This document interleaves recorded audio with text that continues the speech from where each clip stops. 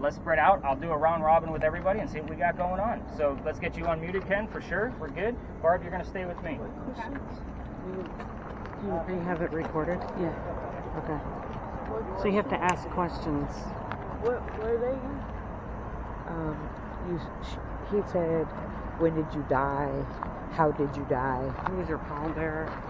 What president was your pallbearer? Oh, sorry, here. You take this, because this one will be, go ahead. Who was your pallbearer? What president was your pallbearer at your funeral?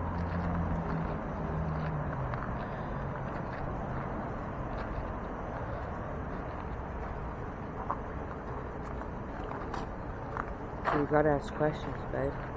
You gotta ask me? Yes, out loud. When did you die? Oh. Keep going, Jess. When did you die?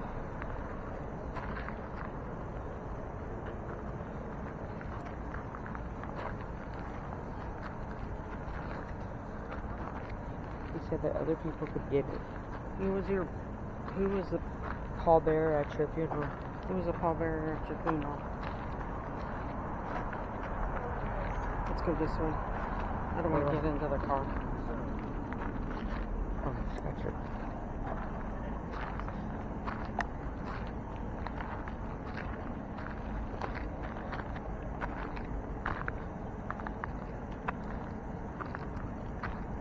Ask it again, babe.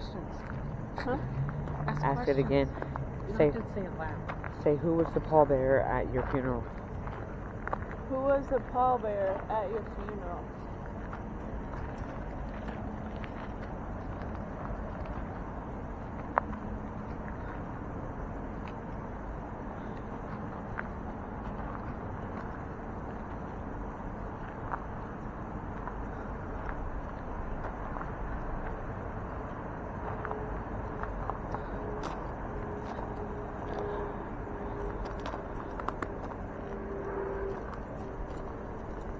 When did you die?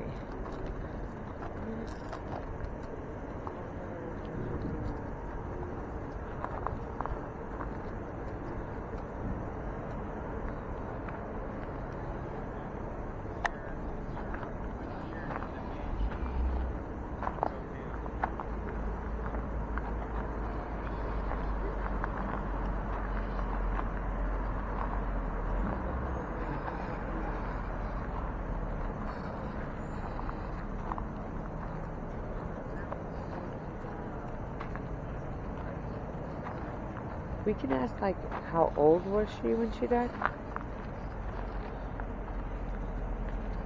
Okay. I want to go this way, babe. How old were you when you died?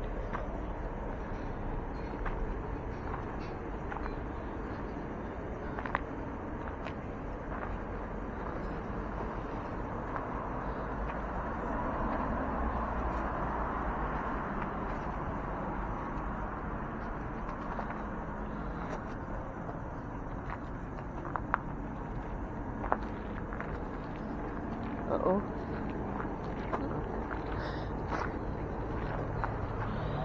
What is that supposed to detect a ghost? Yeah. We haven't gotten nothing. We have. Right here. It started going off. Yeah, it did, right over here. How I old think we were should you go when down. you died? How old were you when you died? Who was your pallbearer? Who was your pallbearer at your funeral?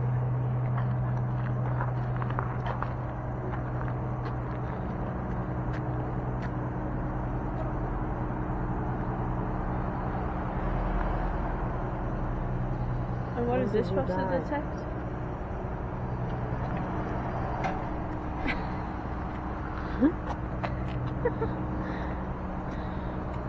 When did you die? How old were you when you died?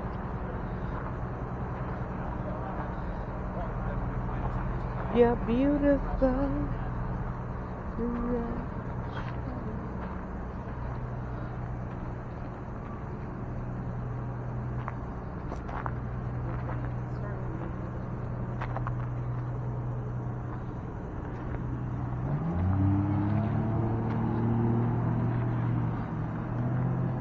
right here. Yeah. How old were you when you died? Who was your pallbearer? Who was your pallbearer? Please tell us how old were you when you died?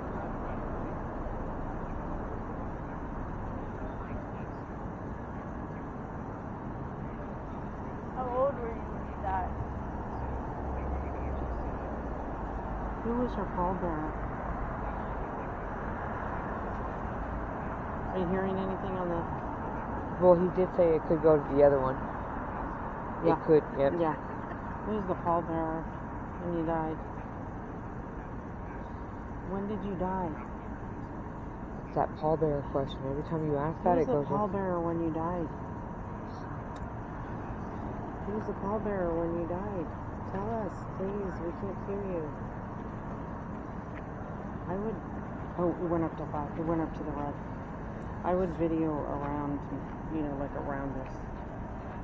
Like around me, right? Who was the pallbearer when you died? Please tell us. When did you die? Judge us. How old were you when you died? Please tell us who your pallbearer was when you died. We want to know.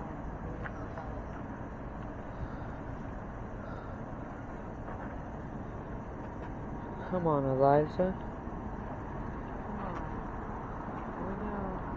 Yes, I can see that you're trying to communicate. Just got a red. I see you're trying to communicate. I don't think I should be the one doing this. You wanted... Yeah, let's try it. Great, I got earwax. Oh wow, look. They went Hey, to oh red. my God. She's right over here. Eliza. What president was your pallbearer? Where's the volume?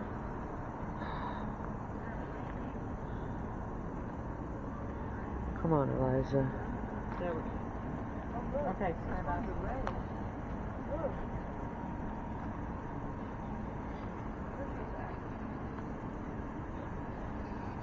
When did you die?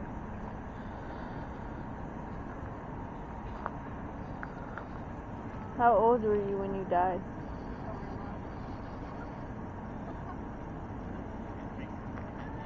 Who was your pallbearer at your funeral? Won't stop. She was just here, babe. He's over here. Maybe we should walk towards it. Oh, no. Who was the pallbearer when you died? No, it's right here.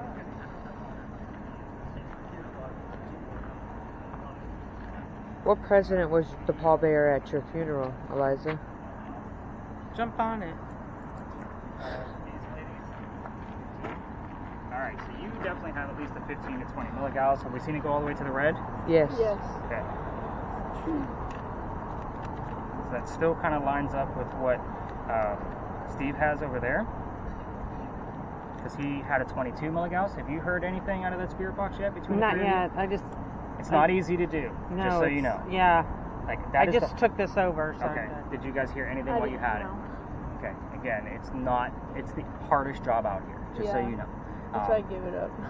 So it is, again, I didn't hear it's, anything. you have the one that's recording, which is perfectly fine, which is why I record it. So if you guys miss things in real time, it's okay. I'm going Okay. to spot check it, and you get the recording back. So Okay. that way you can go through it again.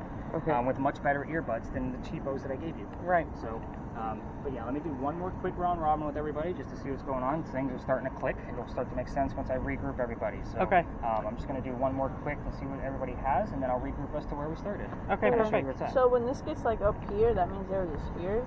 Possibly. Okay. So I look for, did it match up with what what the other two already caught? Okay. So we did get a 22. Yours only goes to 25.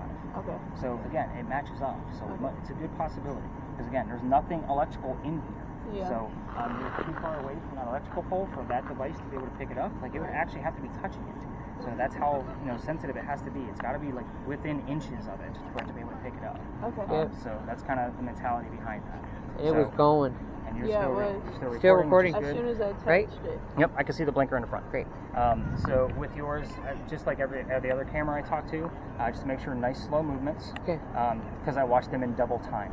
The Okay. reason why, so I can cover more footage, because I Right. do have 3 videos to watch tonight. All right. So just kind of keep that in mind. I watch them in double time, so the slower Like you move, the better.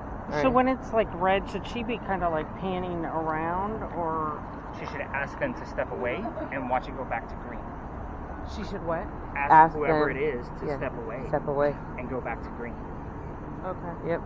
Because the further away they are, the more likely it's going to do that, which is Okay. nothing. So that'll kind of prove to you like it was something going on. Yeah. Okay, Welcome to babe. my world, guys. That I should love make you it. feel better. Oh, look, it just got red again. Yes. That should also prove that it's not me. Yeah. What? It went to. Eliza. Eliza, is that you? Eliza. Have you got anything on there yet? Oh, we should step closer. No. Eliza, step away from the green. Be recording, sister. I am. It's recording. I'm right by you. Yeah, but you should be, Oh. because it could be anywhere.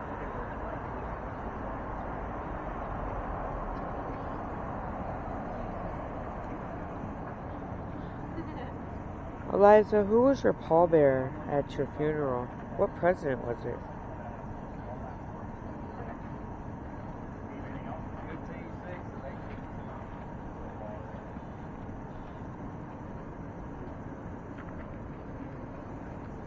How old were you when you died? She moved away. She was like, I don't want nothing to do with you.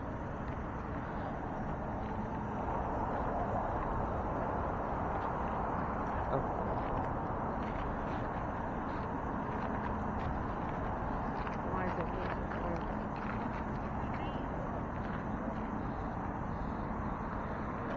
What's crazy, babe, is I think you got a good one. All right here. It's weird. That energy. Oh, right there. Yeah. It went back, huh? Yeah. Yeah, it's right here. That's crazy, babe.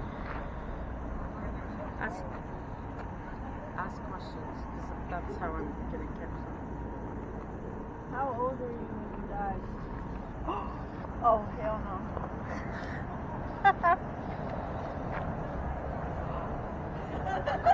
How old are you when you died? Who was your pallbearer? Who was your... Oh, God. Who was your pallbearer? Eliza, who was your pallbearer? When did you die?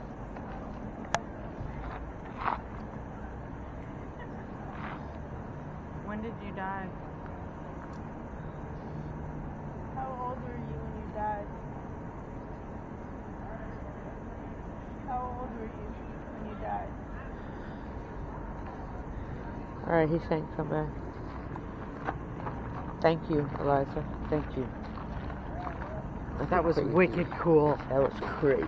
I mean, don't you feel a little bit better about having that? Yeah, Because then no, you know I'd it's rather have around that you. than hear them talk like that. Yeah, because this is really, it's tough. Yeah, it's tough. Well, and that you can actually, there's somebody around, there's something around. All right. Do I stop recording? Yeah, go ahead and hit your stop.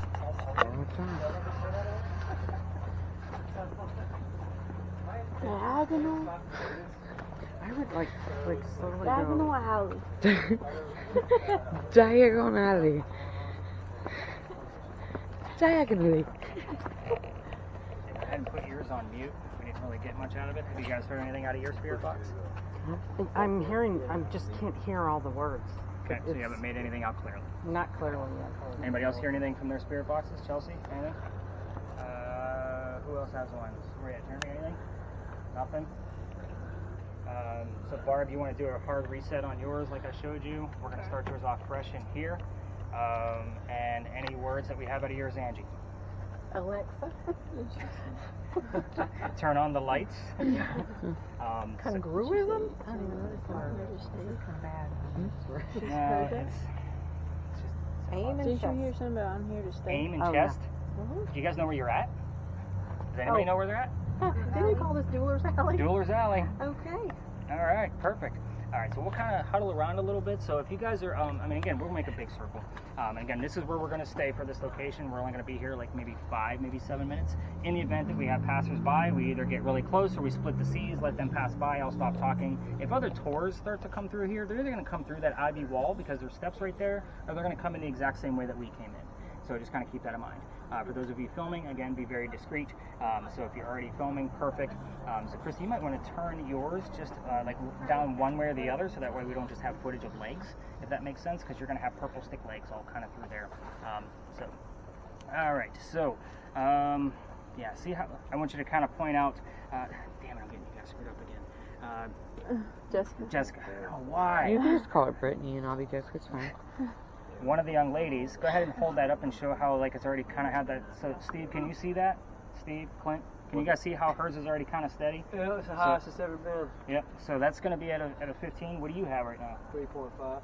Okay, we'll take a 3.5. So again, that's kind of high for that device. I had a 2.4 for 30 seconds before. Okay. All right. So 3.4. Remind me to write that one down for sure. Welcome to Philadelphia Alley. This place used to be called Dueler's Alley, like I said. Every ghost tour comes down here. I'm actually going to be retiring this space this year. Every year I change this up. I take out one, I add something new. I will be honest that the last space, that Pinckney Mansion site, I've tried to retire several times only because people go there and they're very disrespectful to that family. Like, hey, Eliza, let's do this. And they go take a leak in the corner, and I got to yank everybody out because you just pissed off the Pinckneys. So this one I'm taking out simply just because everybody does it, and I'm going to be adding a murder mystery that's never been solved here in Charleston for next year's investigation. Nice.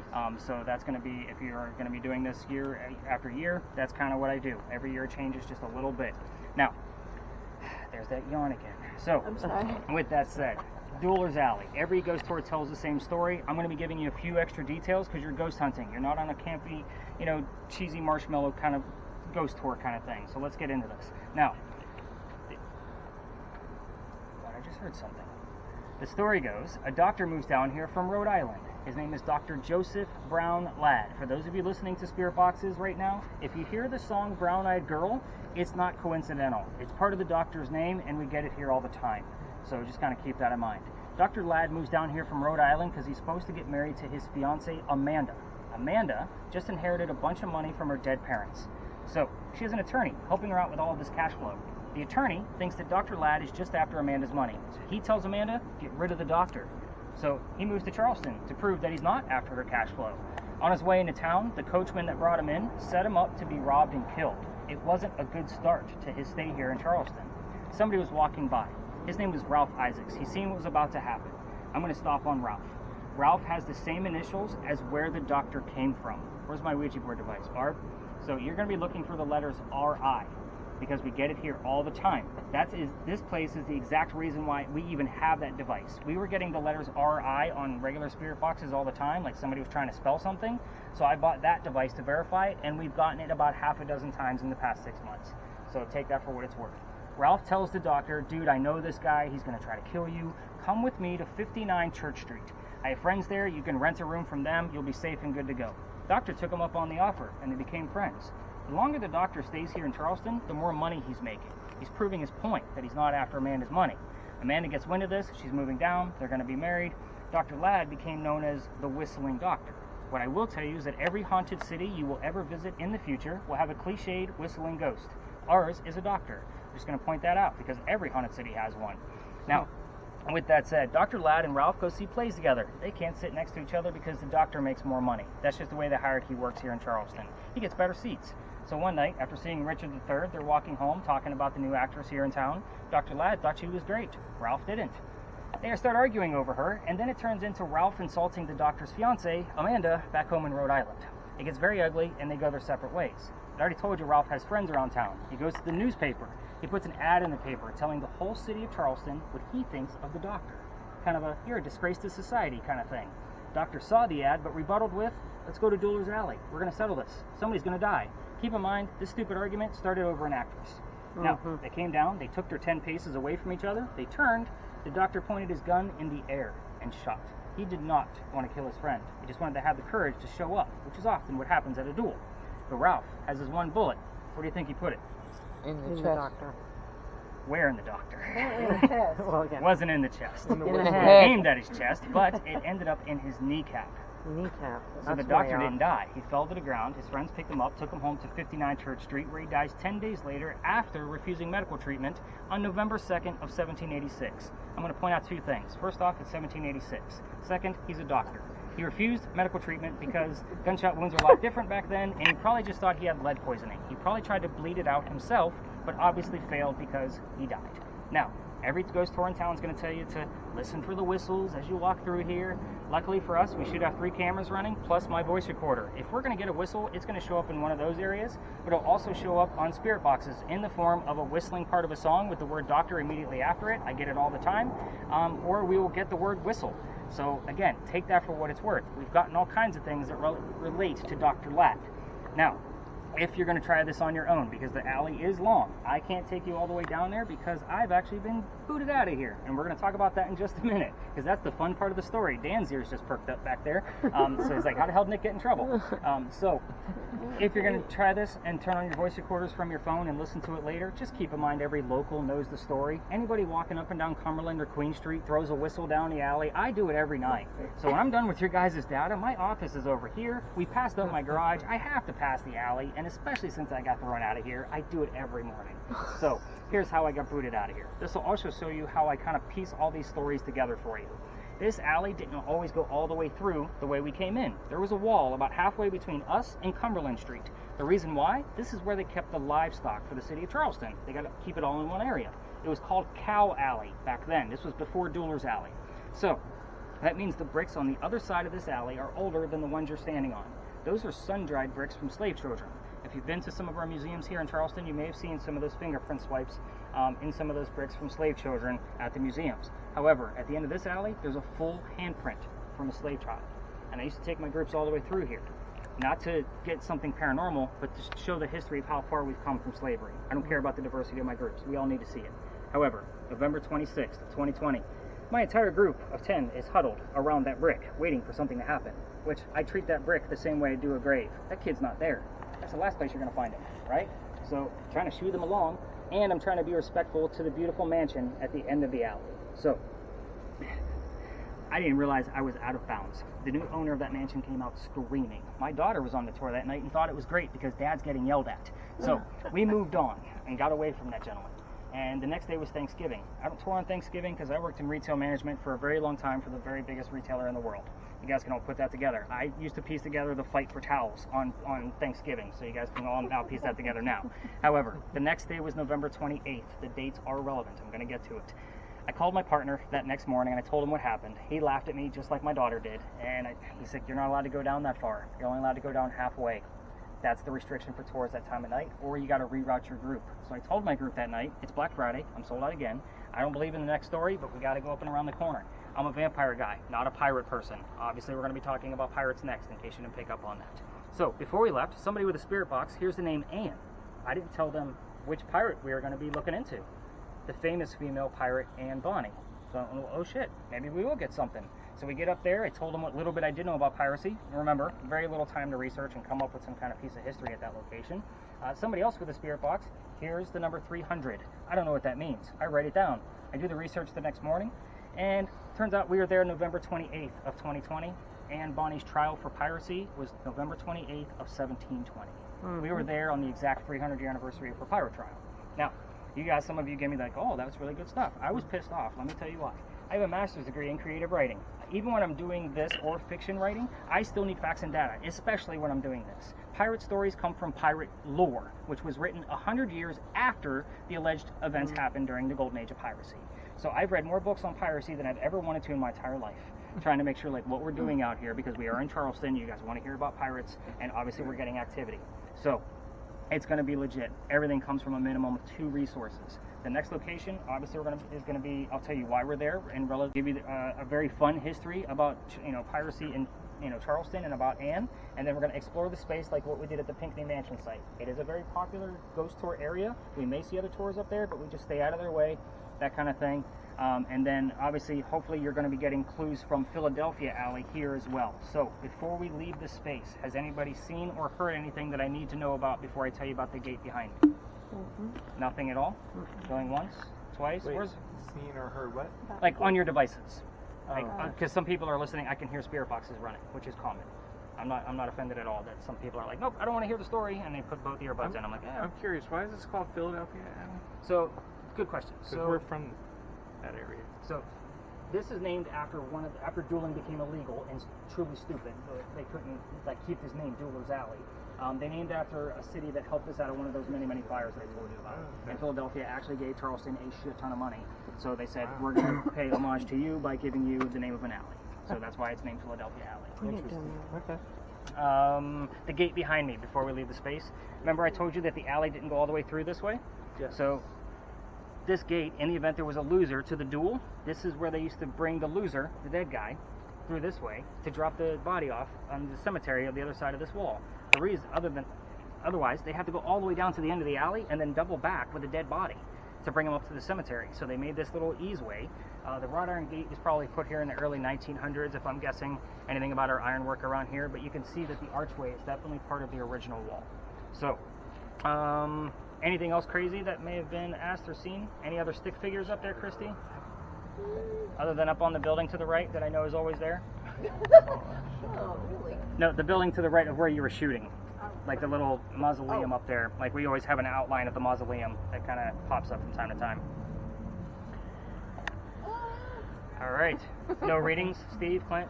No, nothing. I'm going back down. Okay, I got that 3.4 I got to write down along the way. Let's go learn about some... That was about the 5 earlier. 3.5? No, Oh, 5. an actual 5.0. Okay, I'll take a 5 out of yours for sure. That's good stuff. So I think I just saw a black shadow go up that way. Sure it wasn't a mouse? Because we have a lot of Remy's in here. I saw something shoot up that lamp. Was anybody filming that way? Jennifer, were you filming? I was. I just don't know exactly when it was that it happened, but I was. Okay, so we'll have to verify it on the video. Again, this is one of the most picturesque places we have in all of Charleston, so I love this location. I hate to give it up, but again, every tour comes down here, and half the time I'm like bumping into them and all kinds of things. I don't time this, so we just go. So I'm not like, all right, we've been here for 6 minutes, we got to get out of here. So, and I'm boring Chelsea again, so we got to roll. Let's go learn about rated R pirates. Let's do this. Nobody got my dad joke, really? Come on. Even 13 people, somebody's got to talk about it. Oh, I thought we were gonna like set. I know, I talk fast, I'm sorry. I'm from up north. It's another reason why we record everything. So, I'm originally from Ohio. So I moved down here, managing over 300 people. They used to ask me to slow down all the time. I'm like, no, I do not slow down. It is what I do.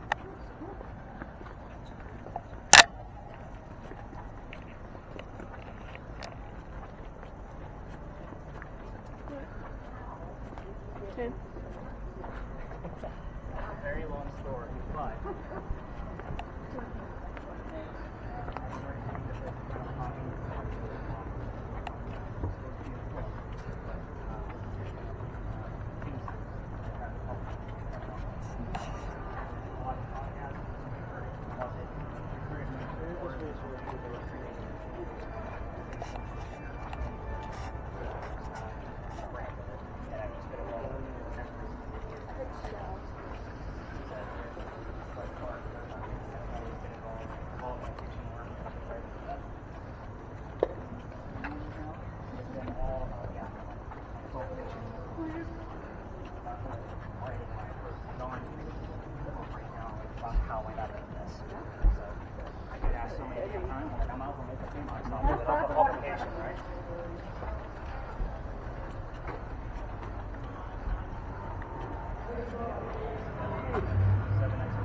Mine's gone. Thank God because of that medicine.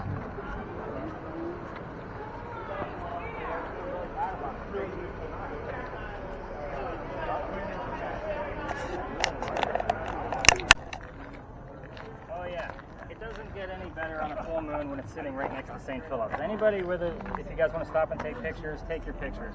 Oh yeah, that's pretty cool. Yeah. Doesn't get any better than that. Hey, as I was leaving that first parking, that first thing, I heard, I'm here to stay. So I wanted to make sure you knew that. Oh yeah. No shit.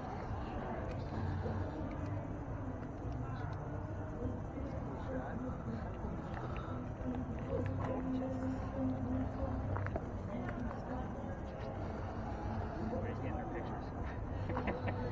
All right, guys, let's gather around. Everybody got their pictures? Yeah. Dan, you getting some for us with our camera? Yeah. Did you get pictures? Mm-hmm.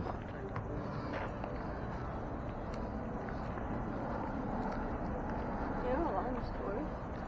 It's 2 hours, 2.5 hours. It's 10:30 right now. Are you okay? Yeah. Just tired? That's what means you're tired. Maybe. Might be very tired too. Definitely keep your camera running in here. Biggest orb I've ever caught with that camera has been at this location. Okay. Ever. Like, bigger than my head. Intelligent. Crazy stuff. Just make sure you rotate it around. Yeah. Everybody's still getting their pictures? You had to tell them about the moon. Okay. They're allowed.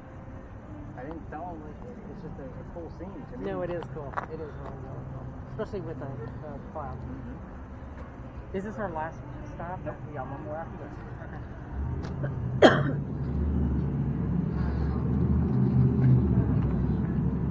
Alright, so let me get that full moon question out of the way, because everybody's going to ask, does a full moon actually create more paranormal activity? No, it does not. I will tell you that basically I do keep track of moon phases during this, and I am out here 7 nights a week. It honestly deals with the best close proximity from the moon to the earth. So a full moon, I found, obviously you guys watch all that paranormal 911 stuff going on. That's more like with what's going on with us, because it has more pull on us during a full moon. During a waning crescent, just before a new moon, is when I find I have the highest activity. I've been gauging that for well over a year now, so that way I can actually gauge it to see, like, how does it go. And I found that the orbit actually means a whole hell of a lot more than the moon phase itself. So if it's closer to the Earth, we have more paranormal activity. If it's furthest away, those are usually the later nights. So full moon is just nothing but a really pretty scene to me. So that's why I said take your pictures, because you're on a ghost hunt. And again, even when I create images for social media, I always make sure there's a full moon in the background just for shits and giggles, because that's what you guys expect when you see stuff. But anyway, why are we here? First off, what do we got going on? Anybody hear anything? Nothing? This is a weird spot. So you could only see a 2.5 and that'll be it. And that's exciting here because we don't always get it, just so you know. Clint, same thing on yours? All zeros? No. Jeremy, you got anything you've heard? Nothing on the way here? Chelsea? Nobody's got anything to say? You guys are all waiting on me? Six figures. Yeah. Like in that little opening area. Okay. So the ivy wall has leaves. Yeah. Keep that in mind. So I'll be watching those stick figures like you were recording. Okay, so I'll definitely be watching out for that. But again, I normally tell people with the SLS camera, just don't pay attention to this because it's going to create stick figures all the way around it because of the leaves. They're all in front of one another. So it's going to try to create a person there every time. I will tell you, Angie's chuckling at her words over there. What do you got? Cut crust. Cut crust.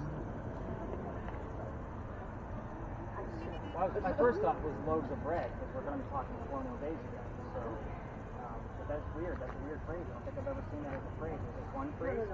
Separated. Okay. All right. Interesting. All right. Welcome to the Powder Magazine. You may see other tours here. Like I said, they usually just cut through, which is why we're back here.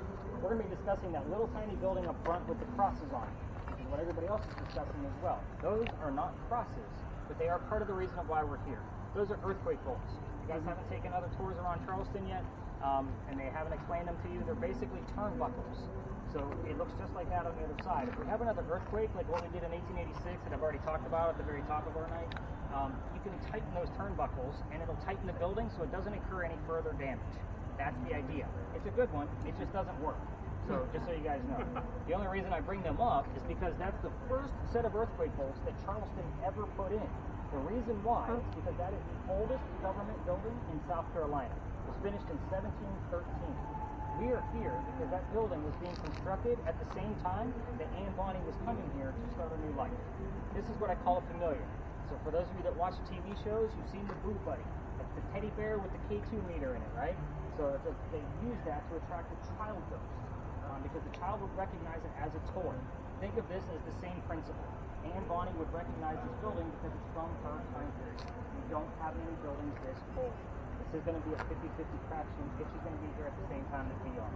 So let's get a fun little story out of her, and then we'll investigate the space just like we did at the Pinckney Mansion site. By the way, there is one last location after this where we will be performing the Estes method. Is anybody familiar with this?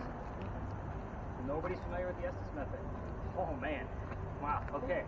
So Jennifer's like, oh shit, what the hell are we gonna do now? So yeah, that'll actually blow your mind. I'm not gonna get into that yet.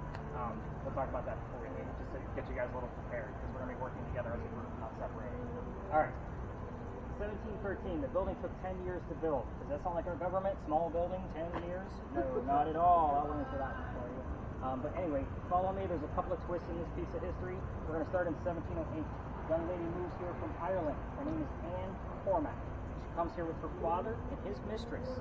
The mistress is Anne's mother. Is everybody with me so far? The three of them are running away from her father's angry wife. How pissed was she that she booted them out of the damn country when there's no airplanes? They came here by boat, people. Like, that's crazy. So, gentlemen, be nice to your ladies. They're going to kick you all the way up to Canada if you don't. So, again, I know it's not a far walk, right? But anyway, Chelsea's like, man, I'm just listening out of here. So she just had this stoic face. I'm like, there's a joke in there. She totally missed it. Anyway, back to Anne. So, they land in Georgetown. That's between us and Myrtle Beach. That gives you an idea of where they landed. Dad bought a plantation. Mom dies pretty quickly. So that means Dad is now sending young Anne down to Charlestown to sell things from that plantation to keep things afloat. Hence why we're here, the familiar building. Back home in Ireland, they say Anne was a badass even when she was a little girl. At the age of 7, 8, 9, they say she killed a servant with a knife to the belly. I can't tell you how many times we've had servant, knife, and belly all show up on 3 different communication devices, and 2 people don't know what the other 2 people are doing. And again, it's not something I can make up. Back to Anne. 1713, the building's done. By 1715, pirates are starting to come through Charlestown. Anne is stoked. Why? She's going to fall in love so she can earn her freedom, just like a man. It's a man's world during this time, so she's pretty excited. Now, first guy she falls in love with. I said first because there is a handful of these gentlemen, and we're going to talk about them all, because that's what makes the story so damn interesting. First guy is James Bonney. You already see where this one's going because we mentioned her pirate name already. So, Dad didn't approve because he's a filthy pirate. They ran away to Jamaica, they got married, and Cormac became Anne Bonney. That's where the pirate name came from. So, when they get down to Jamaica and they're married, she realizes that her new husband is not Captain Jack Sparrow, of which she was hoping. This guy turns out to be a privateer. He's a spy for the British. He's a coward. This isn't who she wanted. She falls in love again. Guy number 2. This is John Rackham. Everybody calls him Calico Jack. This is the guy they based your Johnny Depp character off of, in case you were wondering. So, some people don't realize that that was actually a real person. Jack has his own crew. He has his own ship. Anne wants to be part of the crew, but you can't put a female on a pirate crew. Does anybody know why? Thank you for keeping a family friendly. Appreciate that, Clint. I get a lot of wrong answers for that. So, I normally don't throw that question out there if there's little kids in the group, because I'm going to get all kinds of things.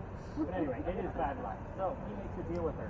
If you dress like a guy and look like the crew, you can be part of the crew. She's okay with this. Because Dad used to cross-dress her as a boy apprentice back home in Ireland to hide her from his wife. She gets it. It's a man's world, and she's a pirate. But she's a female in his quarters. Let's put 2 and 2 together. She's eventually going to get pregnant. You cannot have a pregnant pirate dude on the crew. Somebody's going to figure out that she's a girl, and they're going to get rid of Jack as captain. They're going to vote him off. So, before she starts the show, he drops her off in Cuba. Go have the baby here. These are friends of mine. They'll help you come back later. We'll figure it out. She goes and has this baby, but returns without a baby. We have no idea what happened to the child, by the way. No amount of my research has ever found it.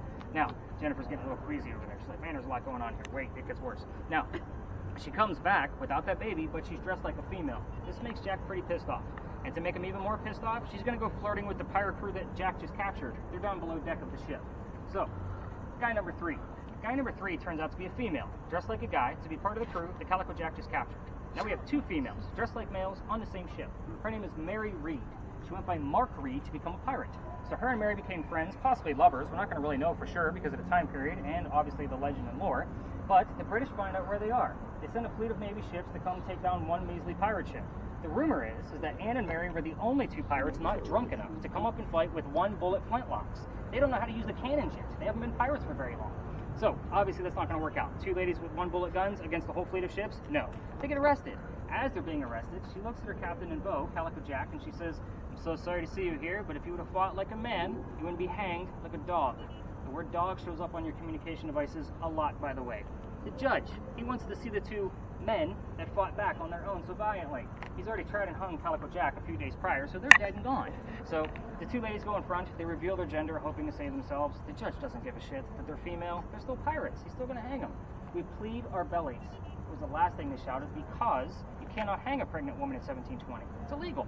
So he sends them both back to jail. Delays the hanging. Dad is still up here in South Carolina with all of his Irish money. He marries. That's husband number 2, but guy number 4, because we're going to count Mary. We don't really know. She has 4 kids, dies at the age of 84. Very abrupt ending. Why? Because we don't really know jack shit about her after her pirate career. Mary Reed dies 5 months later in that Jamaican jail from whatever pirates die from in the Jamaican jail.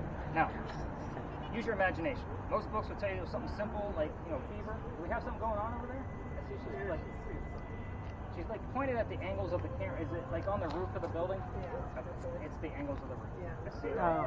Like, because it was attached. Oh, Yep. okay. That's one. Yeah, ghosts are not 40 feet tall. So Be hanging out. could be. Or stretching themselves. No mag. Sitting up there hanging Yeah, upstairs. he's just chilling. Did he wave at you? Did you ask him to wave? Somebody short of ammunition, whatever it's Putting it for. on some legs.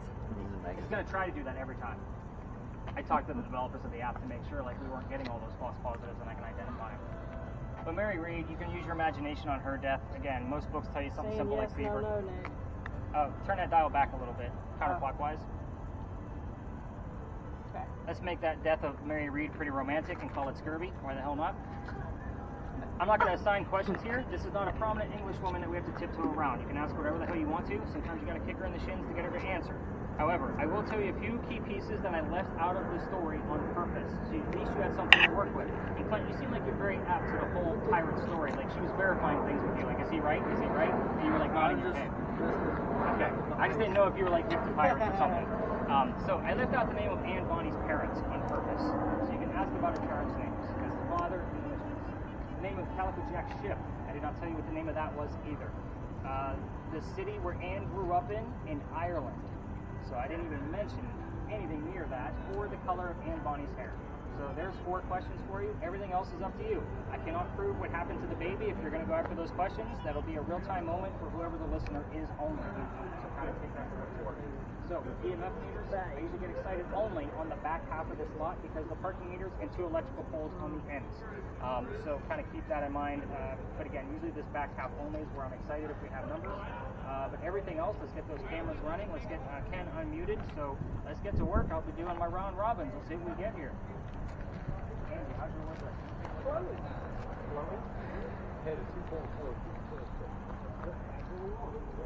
What was the color of your hair? What happened to your baby? And where's your baby?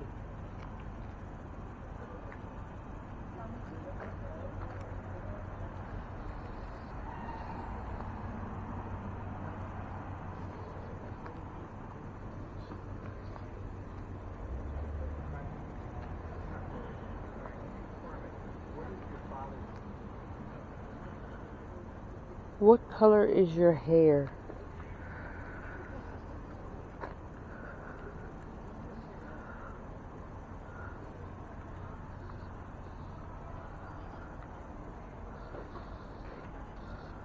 And where's your... Are you guys asking questions? Uh-huh. Okay. What color is your hair, Anne? What color is your hair? Uh-huh. Uh-huh. That's what he said, right? Yeah. He said don't come here because of that. Well, ain't shit going up anyway. You know, I know. Ann. Where's your baby, Ann? Ann. Where's your baby? Ann. What happened to your baby, Ann?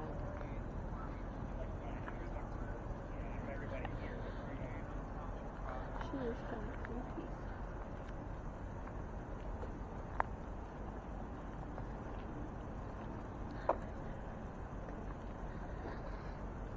Can I have something?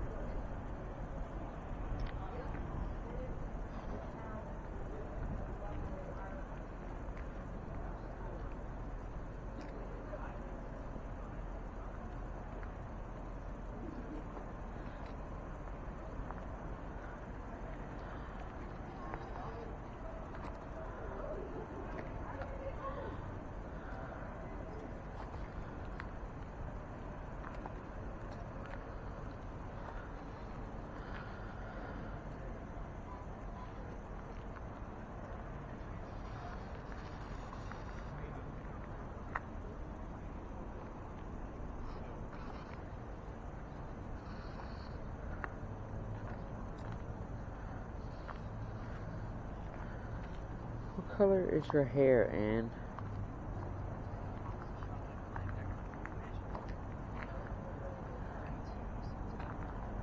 These spirit boxes, yeah, just kind of like little Chelsea all on fire lonesome over there. Yeah, see that? She's wandering.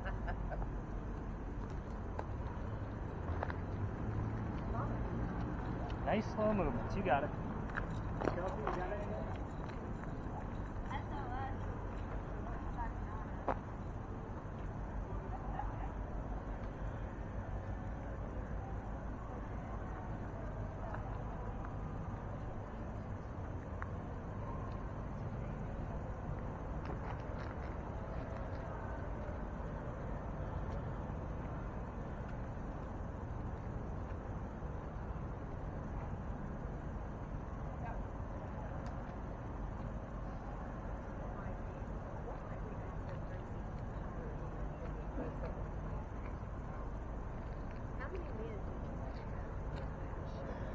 What happened to your baby? Christina, you got anything?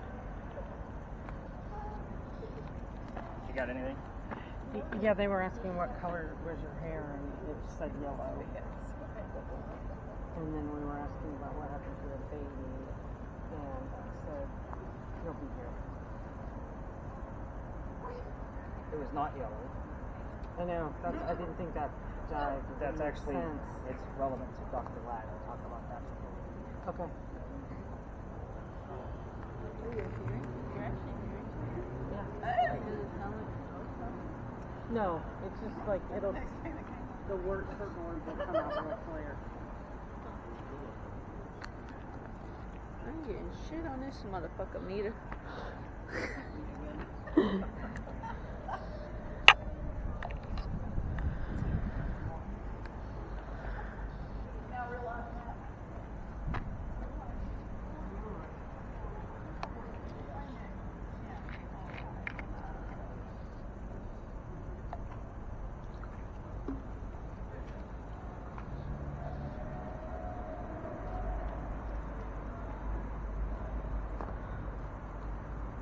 You have some questions, anyone?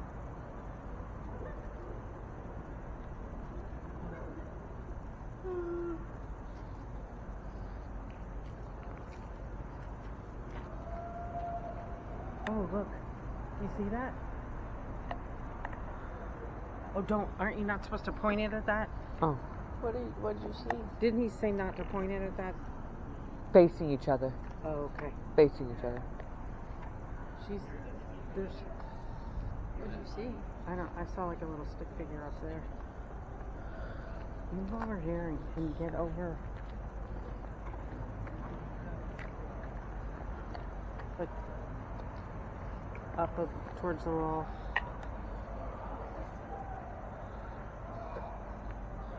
Oh, what's that? Oh, that's the light. Yeah.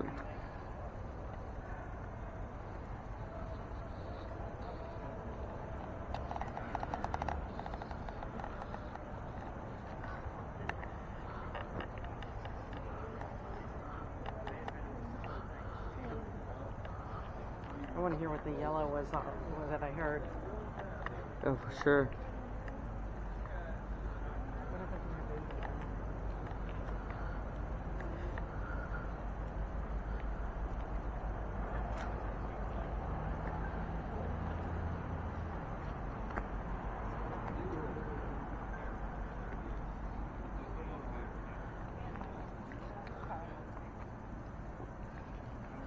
And what color of hair did you have? And what happened to your baby?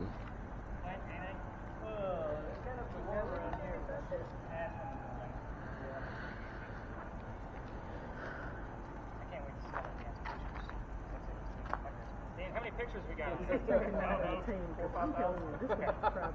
record, I'll be honest with you. Yeah.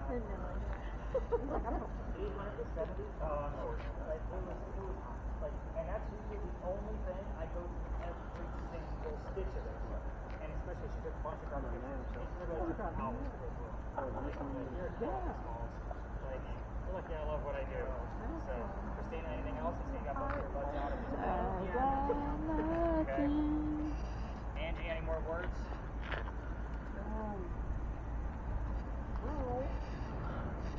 Slowly sharp English comic.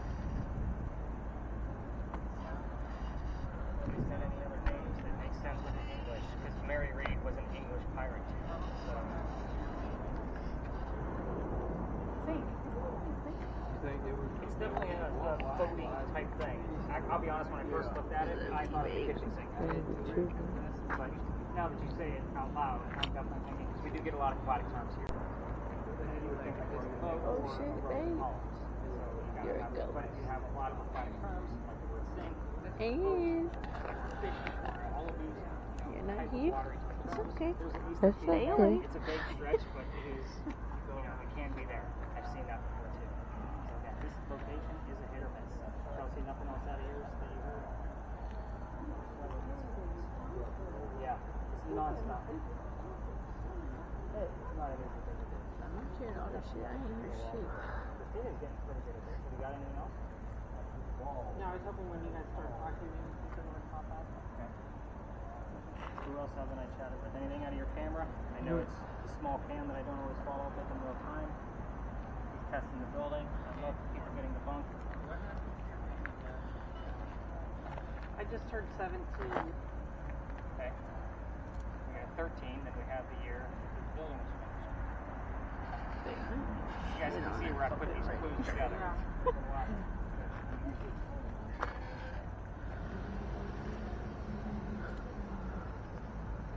But that's for the Chevy. You didn't hear nothing again. Let me hear some shit. But hear the stick.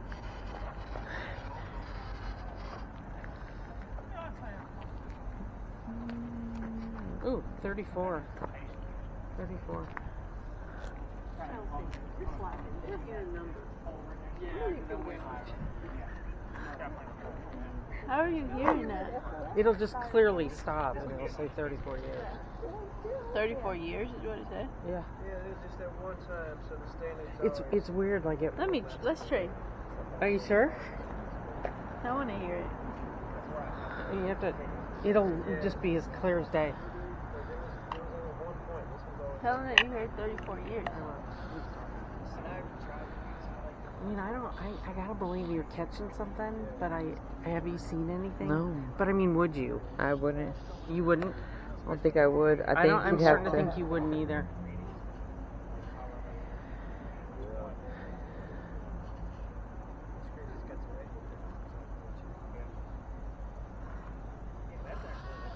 Ian, where's your baby? Ian, tell us where your baby is. Please, Ian. That's my statement. Chelsea using this feature, Ian, one of 3 cameras. where is your baby? What other questions can you ask? color of her hair. Shouting at me. And then he said What? anything else. Chrissy, anything else?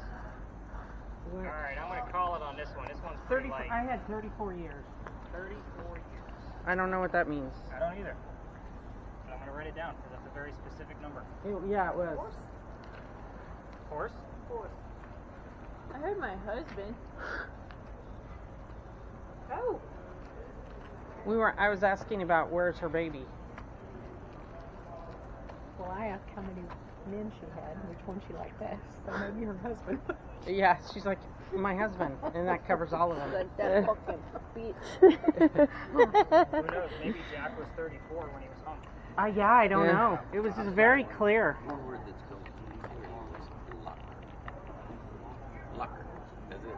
Locker. I was just gonna say I just that. heard thank you so much. Did it sink? She just heard thank you so much. And she knows we're about to wrap it up. Ken, you got something else? Alright guys, let's come over to the wall. I'll give you the answers and I'll explain the next location, our last stop. So, again, you guys are starting to pick up on this, which is super cool. Especially with the spirit box, I thought we were going to struggle a little bit throughout the night.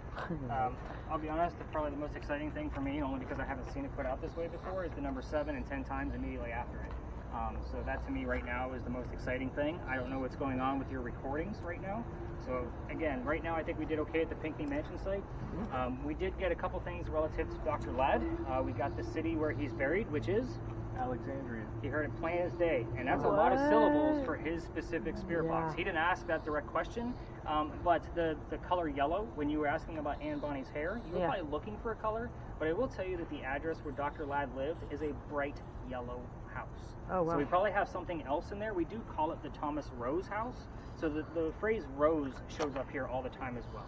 Okay. So when I'm not going to be looking for these things, I'm just going to kind of expect them.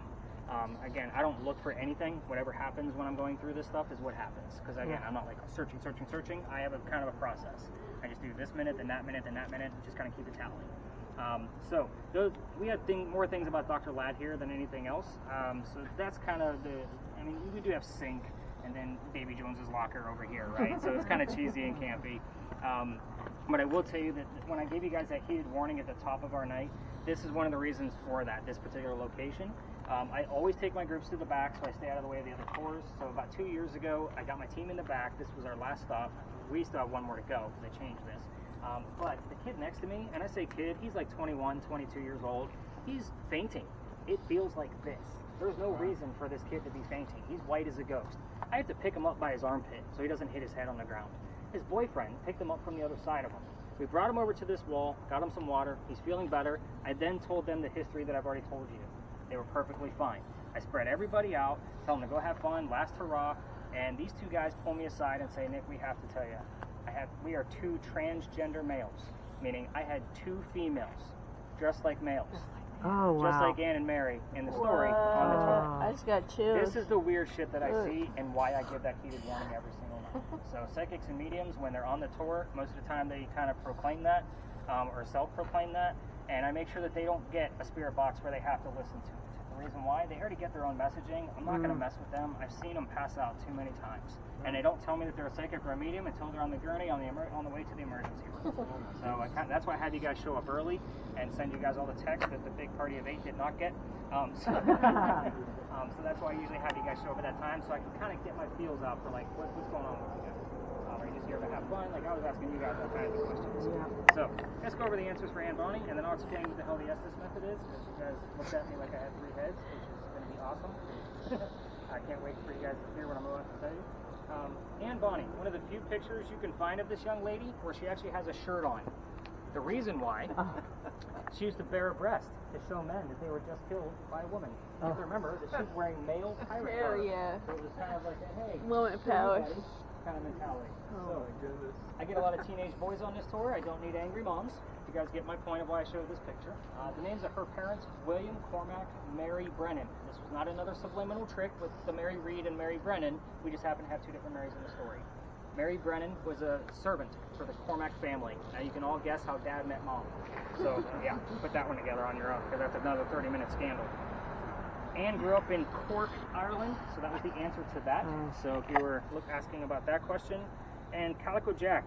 So obviously you've seen that Anne's hair color was red, by the way. So Calico Jack was named that because of the jackets that he wore. They came from British captains that he killed.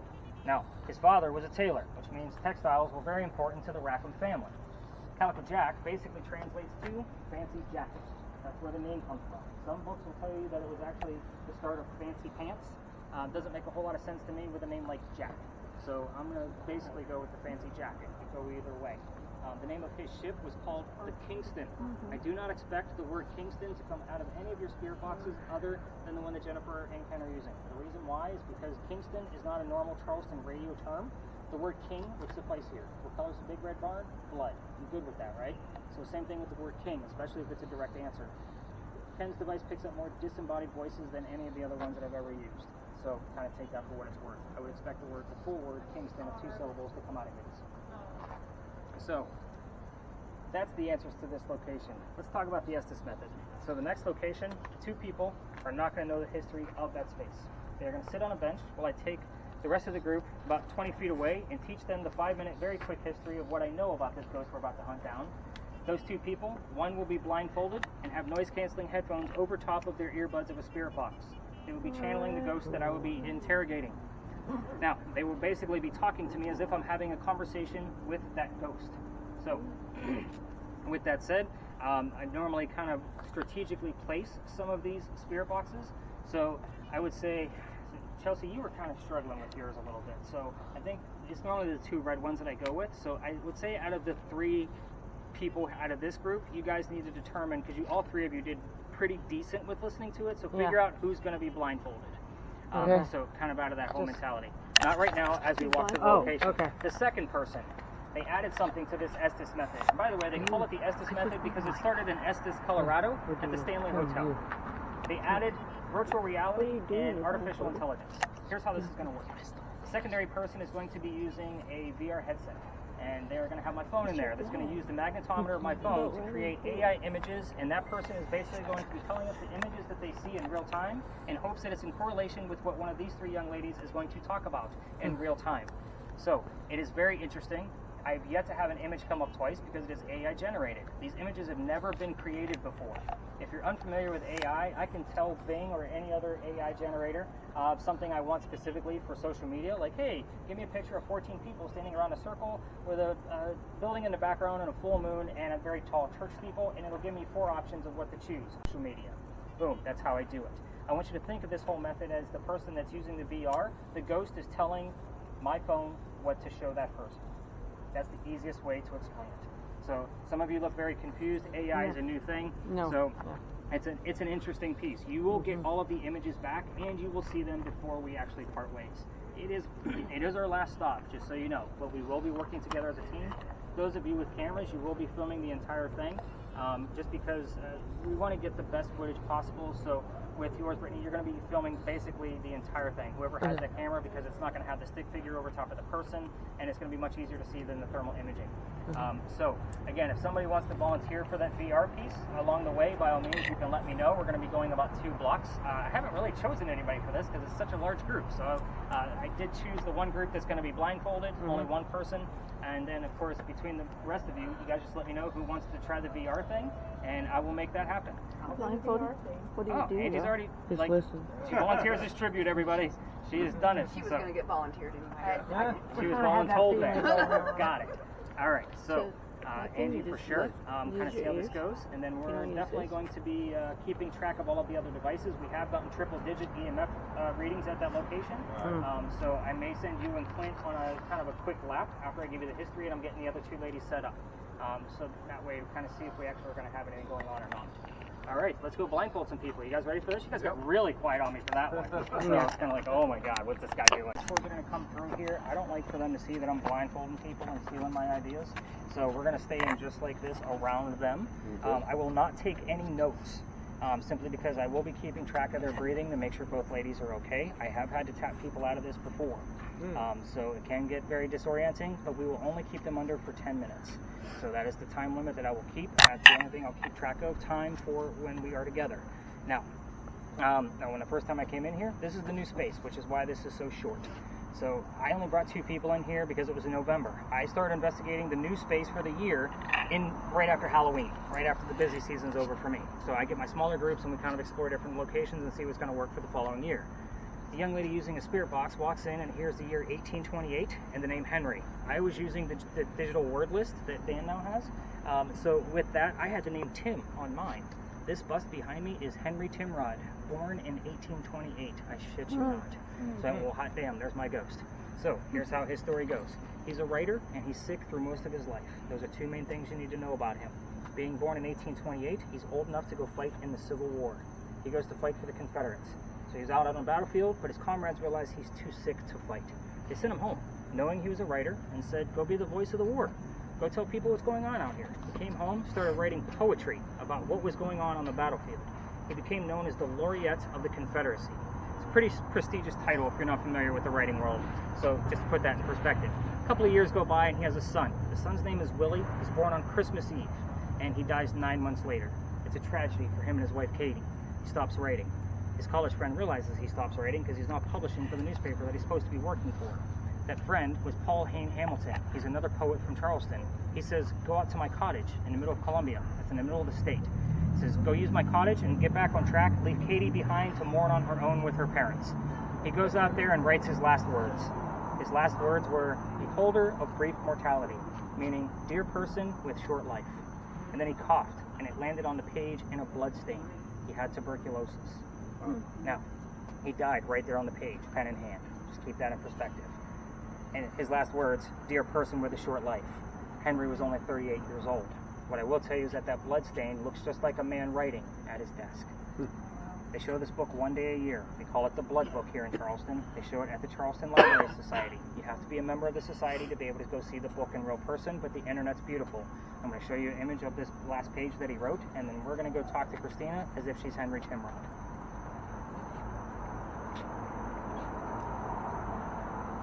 All right, here is his last page. You can definitely see where it looks like a man writing at his desk.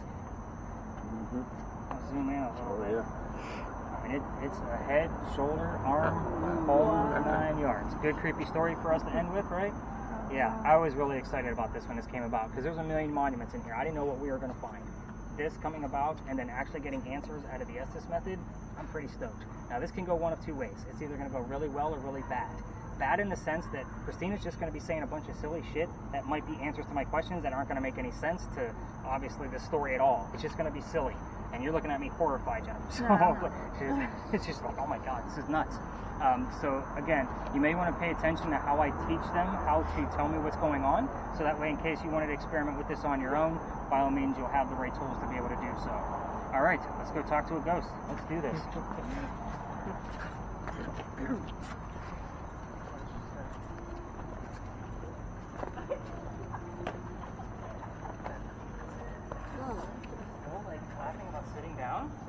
Well, we came full circle, and so for like me, I cannot figure out this mask, and she couldn't either. Nobody can.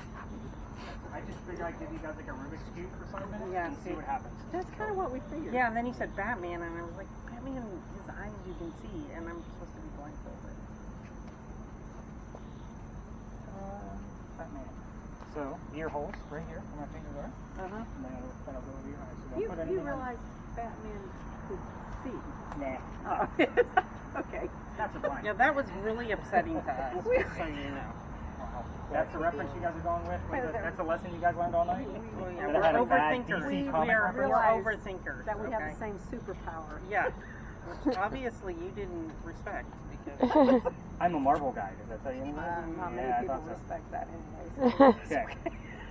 We are going to stay pretty close around you, just so you guys know. So that way, nobody's really going to be peeking in on what we're doing here, right? So when we're done, so Christina, somebody from your group is going to be tapping you on the leg. So you're going to be the only one that's not going to be able to hear us. Obviously, when I say 10 minutes is up, you'll take off your own headset. When you feel the tap on your leg, you take off your own gear. I will never touch either one of you. Okay, just kind of keep that in mind. Christina, if you're talking too loud, that same person will probably tap you on the shoulder. So that means just kind of tone it down a little bit. We do have neighbors. We are a hit neighbor. me really hard. We won't. Well, tell them, not me. I know, that's why I'm looking at them. So, if we can't hear you, one of them may lift up your earmuff and say louder, just keeping it nice and simple. So just kind of like that. I want you, when you're underneath there, to tell us everything you hear in real time. So remember to talk. Some people forget. Tell me what you're hearing. I'm going to be asking questions to our ghost, and you can even answer in yes/no answers if you hear them. You don't know what I'm asking. I might ask the ghost if I'm wearing a black vest. I'm expecting a yes, if that makes sense. So again, whatever you hear in real time, spit it out. Okay. So that's kind of how this is going to go. Once you're under, find that comfy volume with the spirit box in both ears, and then leave it alone. I want to make sure you're not cheating and turning it down to hear the questions. Oh. Does that make sense? Yep. As far as yours goes, Angie, you're going to keep it nice and simple. If you see 14 people around the bench, say 14 people around the bench. Because I'm going to be focused on the messages here, and we're all going to be seeing those images after we're done anyway. Okay, so, all right, go ahead, and it's blindfold, then earbuds, and then one of you want to jump in there to be able to get those noise-canceling headphones on top of her once she has the earbuds in.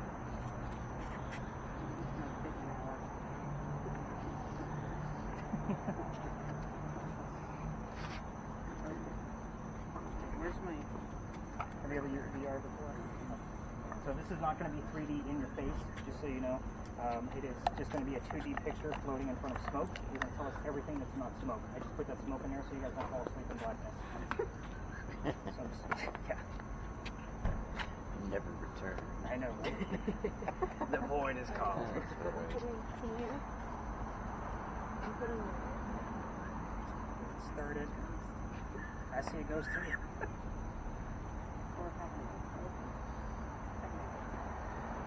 I can't see the little dot.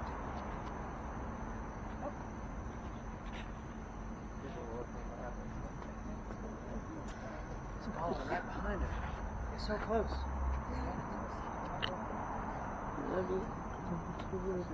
The focus for you is right here, the little dot. Okay, it is 11:24. We're going to go ahead and get started. Henry Timrod, if you are here, can you tell us something Seminars. about your occupation, please? You did not go to seminars in the 1800s. Tell us something about your Catch occupation. you. What did you do for your work?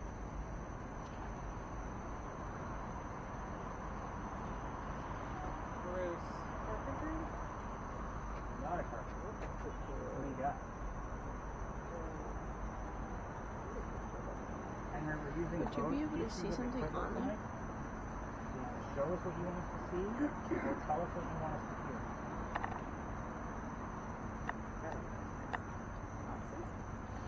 This looks like boxes of wood.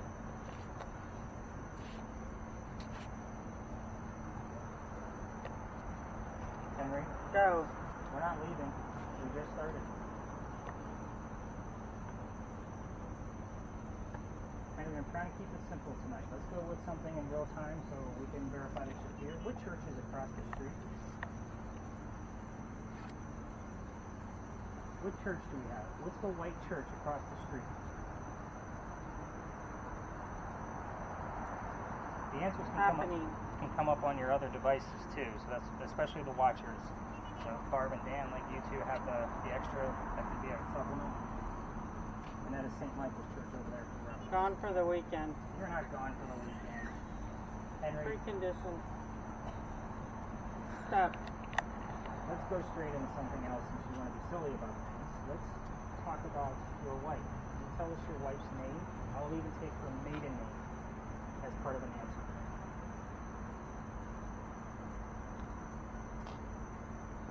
Henry, are you even with us?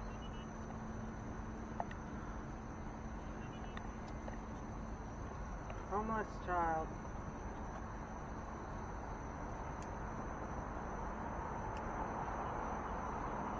Henry Timrod, will you push forward? I've asked you a handful of questions about your occupation, the name of the church, your wife's name. I'll take any of those three answers for verification that you're here.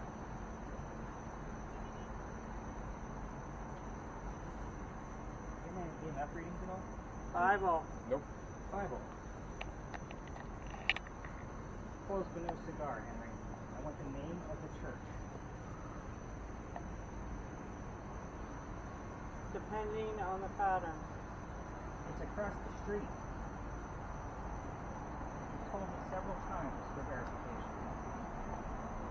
What's the name of the church across the street? Candle. Make money. I'm falling.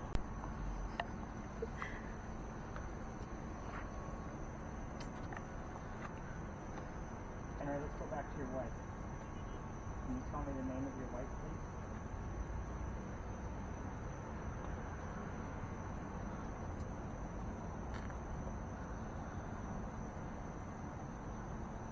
Very calm. but- Staff.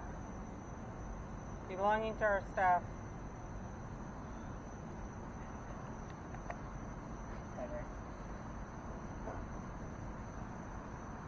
Henry, are you even here, or is this somebody else?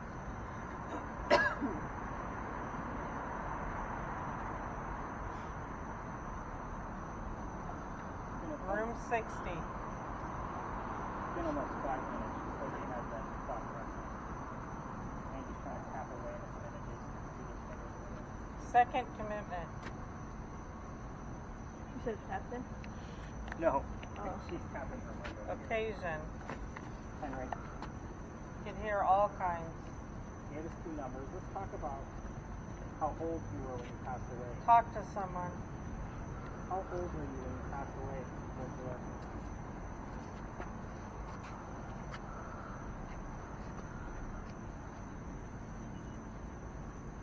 Deadly. Where's that? More specific, please. You can show us in the green box. Or you can tell me what sounds we're hearing right now. What sounds are we hearing?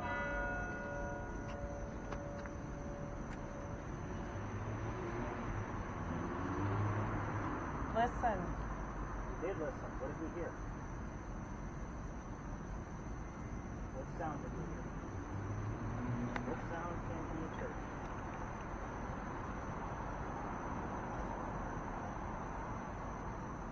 Any other words showing up? Dan, Bart? Shelly?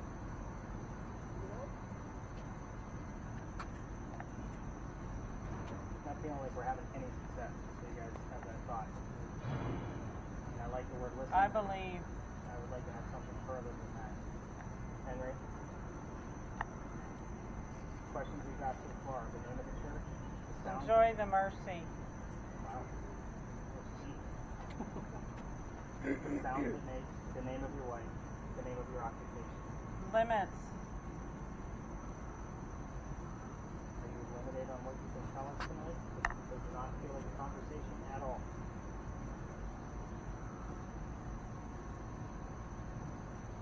Quarter. Morning and night. They usually say things how they hear them, so if she gets louder, she's hearing it louder. I see that a lot. Because Andy's over here like busting a gut every time she screams because it's right in her ear.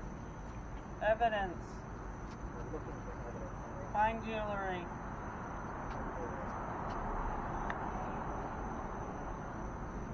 Henry, we're running out of time. Any of the questions I've already previously asked, we're down to about 3 minutes. I'm going to give it 2 once we get an answer. Verify that you're here. Bakeries.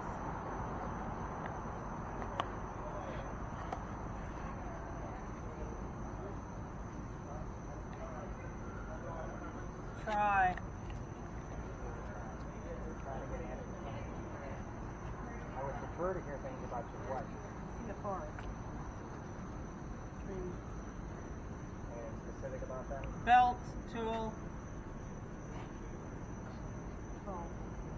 So, we've had that here before. Heaven.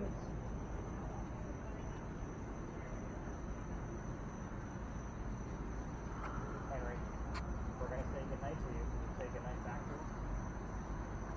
Classes. Can you say goodnight back to us?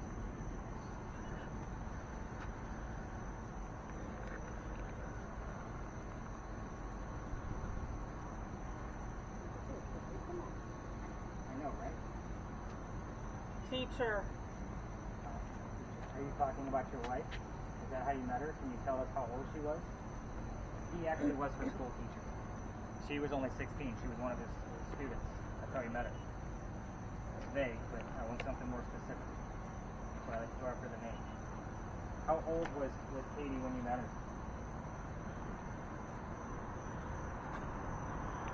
Try. Henry, one last chance. We're running out of minutes. Love. Word of God. Down to 1 minute, Henry. Give us one solid answer and we'll call it a night. Get out of your hair. Took everybody. Yeah, I'm gonna take everybody. Get out of your hair, I promise.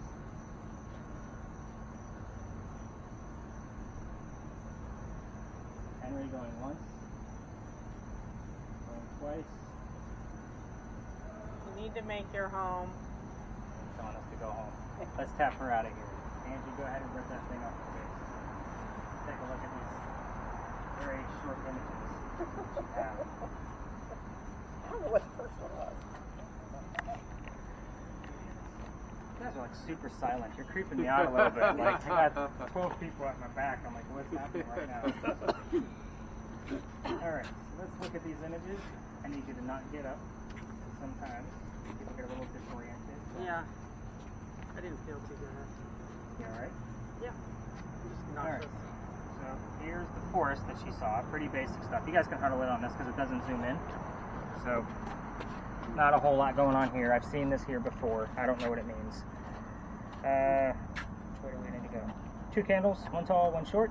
Not really sure what the meaning of this is, but we did get a lot of religious terms. We did have Bible and those kind of things. Very vague. So again, I'm not really excited about this either, just so you have that idea. This definitely looks like some kind of like warehouse, almost like a workshop. Okay. Now that I'm looking at I it. could just see the wood at first. It was just kind of So it's definitely some type of workshop. There are some like books in there, but I don't know that I would call this like a writer's type of area, if that makes sense. So we were dealing with a writer who died of tuberculosis. So he did leave a blood stain behind that looks just like a man writing at his desk. So I was surprised to find as much evidence here as I normally do. So again, this method, he's pretty shy and timid. Normally larger crowds, or if there's other tours in here, I don't get much out of them, I'll be honest with you. So sometimes I gotta pull teeth and play nicey nice and like, hey, just tell me about your job instead of tell me about your dead son and how you died. You know what I mean? It's not always those morbid things that you want to go after. You gotta have a rapport with these folks. So did we get any readings at all, Steve, Clint? Not at all. Not at all. Do you guys want to take a quick lap while I wrap up all of the other devices just to see what we get? Yep. All right, just to be on the safe side. Did you see this at all? A little daffodil? No. That must have been in there as I was putting it in. A lot of times it'll generate an image like immediately. So that'll go into, because I've never seen that before. So it'll go into your guys' data set as well. Interesting piece. So obviously this was a complete, like nothing happened as far as the conversation goes. Okay, good, because it didn't make sense to me. Well, it's not supposed to. That's I the know whole point. that, but I mean, I was like, this is... I did ask about the church bells that were playing, and you said the word listen about 30 seconds to a minute afterwards. So it was kind of like I was hoping he was going to give us a little bit more.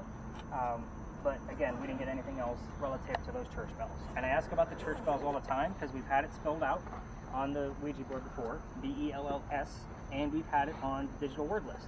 So again, we've had it multiple times. So I usually ask about it every single time. She does the same thing at the same time. Yeah. So I'm going to start collecting your devices at this point. You guys can ask me a million questions if you want. You guys were pretty quiet tonight for the size of this group. Like I expected to like almost have to overtalk you guys sometimes because that's what normally happens when I have the 10 to 12s. I think you're primarily sober, so. It's true, and I appreciate that. So that's a big deal. Like normally, if I know a bridal party's coming, because they give me a heads up, I go home if sobriety is not a priority. So like I'm that guy, and it's right on your guys' ticket stubs. Like you can't show up drunk. I go home. Like that's how this goes. The equipment's just too expensive. So overall, I would say we probably had on the lower end of an average to the higher end of a below average night overall. Again, I never really truly know until I get back to the office and start going through the data. That's just based off of what you guys were telling me all night long. So again, this was a complete dud. There's a button right next to your volume, so if you want to click that button, same thing with yours, Chelsea. So any readings, guys? Nope. Nothing at all. Beautiful. So he definitely was not here. You think we